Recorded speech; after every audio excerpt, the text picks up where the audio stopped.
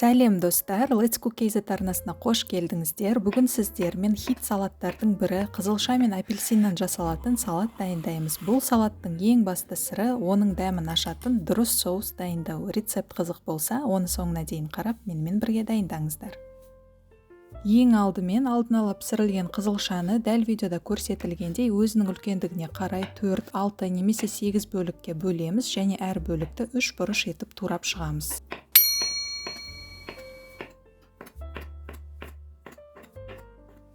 Мінеки достар, қызылшаның қалыңдығы осындай болса жақсы.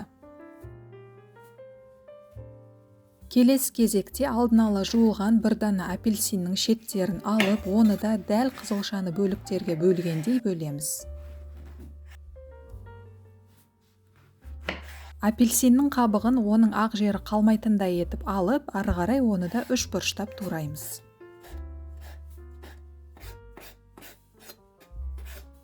Қараңыздар достар, апельсиннің қалыңдығы қызылшаға қарағанда жуанырақ болғаны дұрыс. Ал апельсиннің қалдықтарын лақтырмаймыз, олардан фруктовый шай демдеуге болады.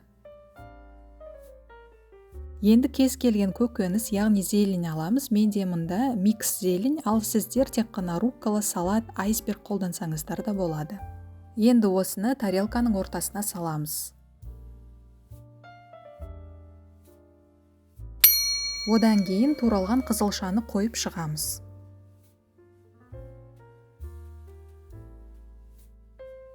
Сонымен қатар туралған апельсинді де саламыз. Ал қазір салатқа арнайы соус дайындаймыз. Ол үшін кішігірім ыдысқа 1 шай қасық бал саламыз. Балдың сұйық түрін қолдануға да болады. Одан кейін шамамен 3 ас қасықтай зәйтүн майын құямыз. Енді мінеки осындай зернистая горчицадан толтырып 1 ас қасық қосамыз. Және жарты лимонның шырынын сығамыз.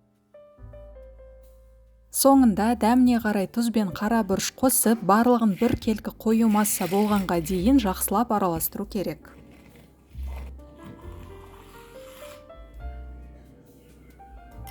Мінеки достар, соус осындай болып шығады. Енді оны салаттың үстінен ақырын құямыз.